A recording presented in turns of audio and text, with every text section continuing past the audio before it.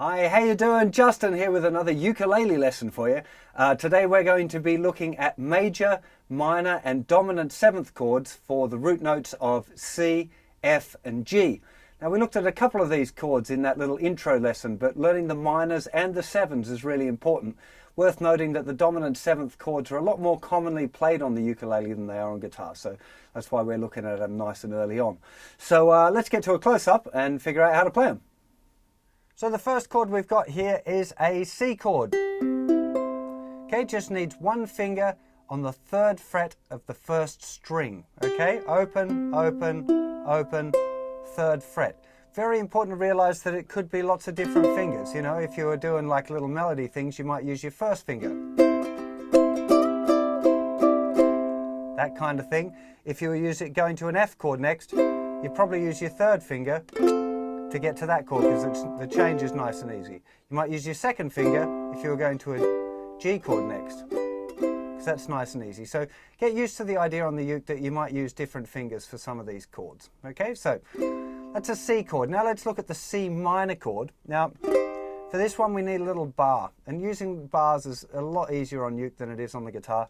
So this time we're just using one of the fingers, probably your first finger to start off with, covering the fret 3 of strings 1, 2 and 3. Okay, and we've got an open fourth string, so it's open, third, third, third. Okay,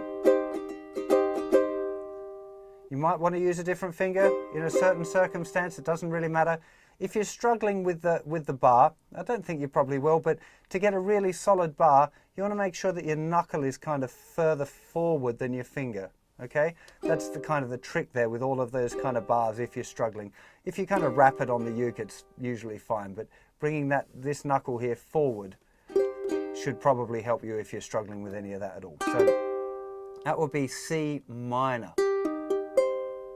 Okay, and lastly for the C's, we're looking at C7. Very common chord on the uke. Open, open, open, first fret. Okay, so first finger, first fret, first string. Okay, most likely you're going to be using your first finger, though of course you could be using any finger for that one if you want. So that's the C chord and its variations. So next let's have a look at F. So we already looked at F again in the kind of intro lesson. That'd be second fret on the second string of the second fret of the fourth string, sorry.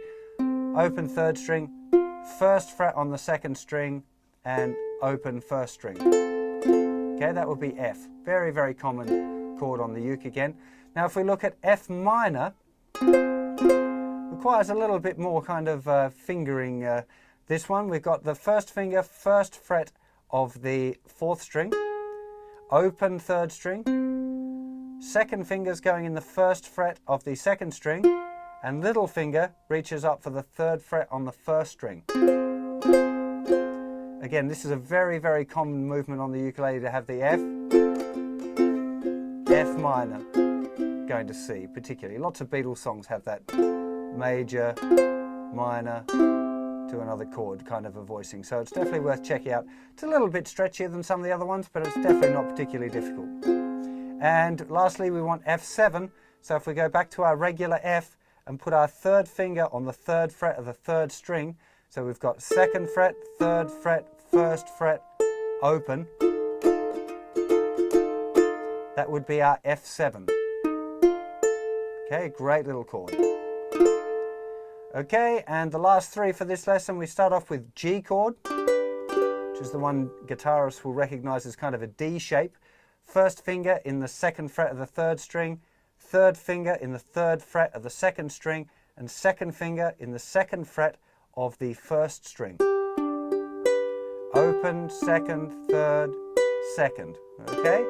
If you're new to guitar or ukulele, make sure you're using the tips of your fingers. Don't let them kind of lay down too flat. Make sure that they're not touching any other strings. It's very common for the third finger to be lying a bit flat and muting that thinner string. So get it nice up on the tip and you'll get your chord sounding sweet. Okay, so it's a G chord. Now to go to a G minor, it's just one note difference really. This second fret moves down to the first fret, but we have to change the fingering around a little bit. So we're starting here with the second finger, second fret, third string, third finger, third fret, second string, and first finger, first fret, first string. Okay, that's a G minor chord. Okay, there's the major. Third finger stays where it is. And we can get nicely to our G minor. And last but not least, G7, a very, very common chord again on the ukulele. Open, second fret, first fret, second fret. We've got our second finger there, second fret of the third string, first finger, first fret, second string, and third finger, second fret on the first string. Okay, again, this is really common.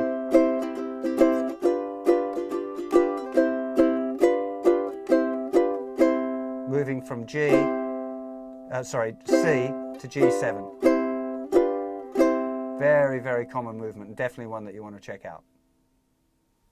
Before you learn any more chords, I would strongly recommend that you put these ones into practice by learning some songs, okay? There's no point in trying to learn hundreds and hundreds of different chords because it's very unlikely that you'll remember them all. So what you want to do is learn a few chords and then put them into practice so you're actually using them. That way they'll really stick in your mind a lot better.